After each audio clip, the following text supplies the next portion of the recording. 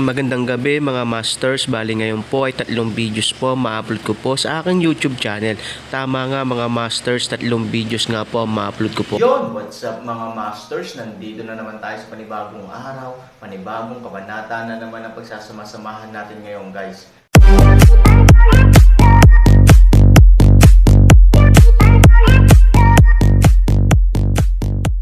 Bali mga masters, kung bago ka pa lang po sa aking YouTube channel, please click the subscribe button, lalong-lalo na po yung notification bell guys, para maging connected pa rin tayo sa isa't isa at maging updated kayo sa mga susunod ko pang video. Bali mga masters, bago natin umpisahan ng kwento ay mag-shoutout po muna tayo para sa mga solid nating tagapakinig. Sobra akong nagpapasalamat sa inyo mga Sec Masters at aking mga Emperor. Maraming salamat sa solid na pagsuporta nyo. Yun na nga mga masters, no? Bali hindi na ito patagalin. In 3, 2, 1, let's go! Mga masters, baka pwedeng hindi tayo mag-skip ng ads. Salamat mga masters. Ang bagong yugto ni Daryl sa Storytelling Channel sa YouTube mapapakinggan. Ang bagong kabanata, at si Z ay sumenyas kay Shawl na umpisahan na ni Shawl ang mga dapat sabihin. Nang makita ni Shawl ang pagsenyas ni Z, si Shawl ay ngumiti at sinabi, "Makinig kayong lahat, alam ko na sobrang saya nyo sa pagbago ng mga patakaran ng prinsesa ng mga engkanto na si Prinsesa Blanca para sa ating ikakabuti lahat. Ang pagbibigay niya ng sapat na pahinga, makakain at masisilungan sa bawat araw na matapos na natin ang ating mga gawain ay tayong lahat ay makakapagpahinga na. Oo, nakakatuwa naman talaga na mabigyan tayong lahat ng mga ganang bagay. Ngunit ang tanong, aming mga kasamahan, hanggang kailan natin ito mararanasan ang ganang maluwag na patakaran?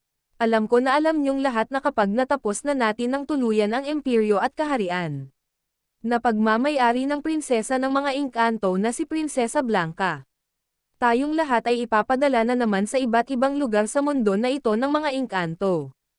At ang kaluwagan na ating mararanasan ay babalik na naman sa dati.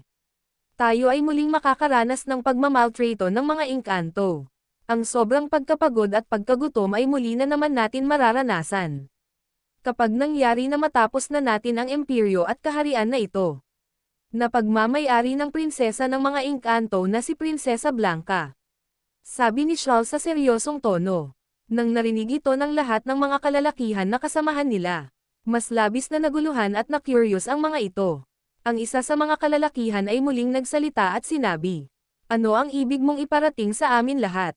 At mukhang tama ka nang sinasabi. Alam naman namin ang mga ganang bagay kung ano na ang susunod na mangyayari sa atin pagkatapos natin magawa ng tuluyan ang imperyo at kaharian na ito. Hindi na bago sa atin na tayo ay papahirapan muli ng mga engkanto kapag tayo ay nilipat na sa iba't ibang lugar na mayroon sa mundo ng mga engkanto.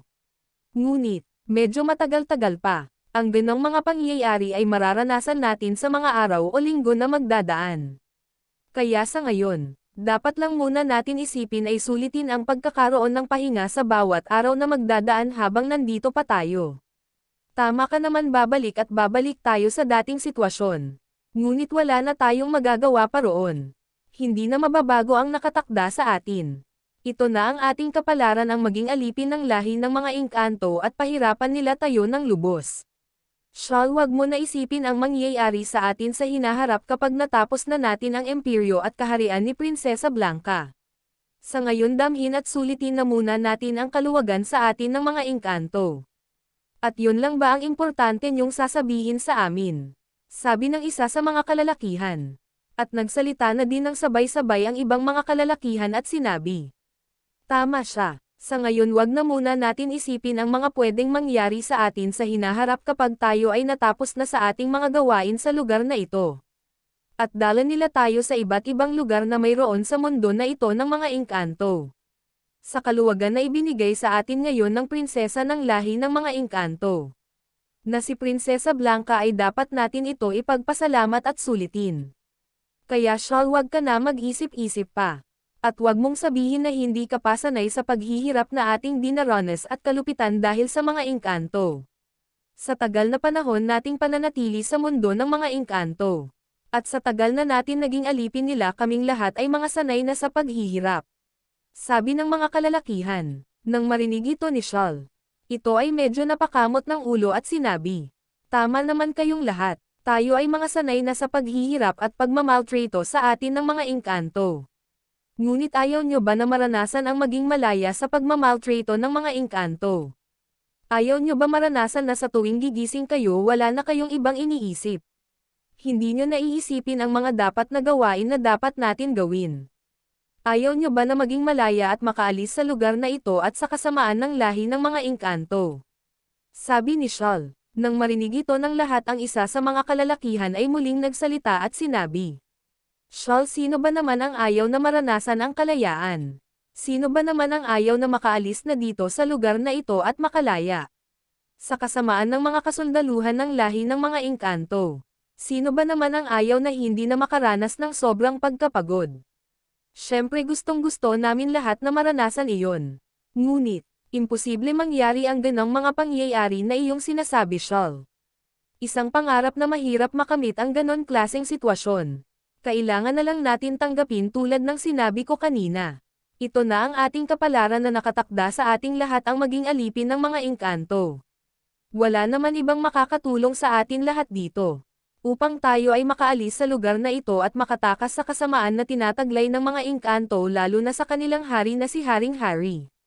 Kung ang iniisip niyong dalawa na tayo ay mag-aklas at labanan natin ang mga kasundaluhan ng lahi ng mga engkanto. Sinasabi ko na sa inyong dalawa. Ito ay sobrang mapanganib para sa ating lahat. Sasayangin lang natin ang ating mga buhay sa paggawa ng isang imposible na gawain tulad ng pag-aklas at paglaban sa lahi ng mga engkanto. Alam nyo naman dalawa, Shal at Z, na wala na tayong mga spiritual na tinataglay. Ang ating mga spiritual na tinataglay ay kinuha sa atin ng hari ng mga engkanto na si Haring Hari. Ano ang magiging laban natin sa mga kasundaluhan ng lahi ng engkanto? At ano ang ating mga gagamitin na sandata laban sa kanilang mga espada at mga latigo na may mga tinak? Tanging mga kagamitan lang sa paggawa ng imperyo at kaharian ang ating nahahawakan. Sobrang mapanganib ang iniisip niyong dalawa, Z at Shal. Mapapahamak lang tayong lahat sa inyong mga nais gawin. Tama ba ako? Iyon ang nasa isip niyong dalawa ang tumakas at gumawa ng pag-aklas. At kalabanan ang mga kasundaluhan na nandito ngayon sa imperyo at kaharian na ito.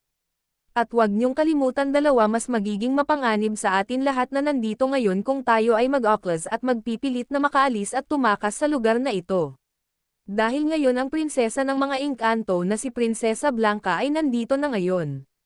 Alam naman natin lahat ang mga matataas na posisyon sa lahi ng iba't ibang nilalang ay nagtataglay ng sobrang lakas na spiritual. At ang kanilang mga kasanayan at kahusayan sa pakikipaglaban ay talagang kahanga-hanga. Patawad, Z at Shal, mas gugustuhin pa namin na makaranas ulit ng paghihirap at pagkagutom sa hinaharap pag natapos na ang imperyo at kaharian na ito na pagmamay-ari ni Prinsesa Blanca. Kaysa ibuhis namin ang aming mga buhay upang labanan ang mga kasundaluhan at ang prinsesa mismo ng lahi ng mga engkanto. Nawala naman katiyakan at kasiguraduhan na tayo ay magtatagumpay na makaalis sa lugar na ito at makatakas sa kalupitan ng mga engkanto.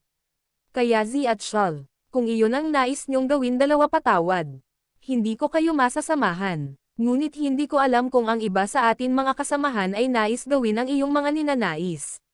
Ngunit ako hindi ko ilalagay ang aking sarili sa alanganin na sitwasyon. Buti kung may ibang makakatulong sa atin upang makaalis dito sa lugar na ito, tulad na lang ng mga pinuno ng sekta na mayroon sa ating mundo ng mga tao. Kung sila Sect Master Ambrose, Sect Master Daryl, Sect Master Dax at Sect Master Chester ang tutulong sa atin na makaalis dito. Itataya ko ang aking buhay upang lumaban sa lahi ng mga engkanto. Dahil sa ganong sitwasyon, mataas ang chance na makaalis tayo sa lugar na ito. At magtagumpay. Dahil ang mga makakatulong sa atin na nagtataglay ng mga pangbihirang kasanayan at kahusayan sa pakikipaglaban, lalo na ang kanilang spiritual, ay sobrang lakas. Ngunit ito ay napaka-imposible mangyari. Dahil sa matagal na panahon bago tayo nakabkab ng mga engkanto sa bundok na ating pinuntahan. Matagal nang wala sa ating mundo ng mga tao sila Sect Master Daryl at sila Sect Master Dax at Sect Master Chester. Silang magkakapatid ay nakubkab ng mga demonyo at dinala sila sa kaharian ng lahi ng mga demonyo. Hindi nga natin alam kung ang tatlong magigiting na Sect Master na sila Daryl, Dax at Chester ay mga buhay pa. Dahil alam naman natin kung gaano kasama ang lahi ng mga demonyo. Kung anong sama ang mayroon ang lahi ng mga engkanto. Doble ang kasamaan ng lahi ng mga demonyo. Kaya imposible na mabuhay pa ang tatlong magkakapatid na iyon. Na sila Sect Master Daryl, Sect Master Dax at Sect Master Chester. Kahit naisipin pa natin na silang tatlong magkakapatid. At kahit nabuhay pa sila ngayon at hindi sila nakubkab ng mga demonyo. Hindi pero nila tayong magagawa na matulungan sapagkat walang ibang pwedeng madaanan patungo sa mundo ng mga engkanto. Walang ibang lagusan upang makarating sila sa mundo na ito. Yun na nga mga masters, no? Bali panibagong kabanata na naman yung natapos natin ngayong gabi. Muli, maraming salamat po talaga sa walang sawang suporta po sa aking YouTube channel na talagang inaabangan nyo po ang bawat upload ko po. Bali mga masters, magkita-kita ulit po tayo bukas ng gabi at ngayon po ay magpapaalam po muna tayo. Bali mga masters, bye-bye!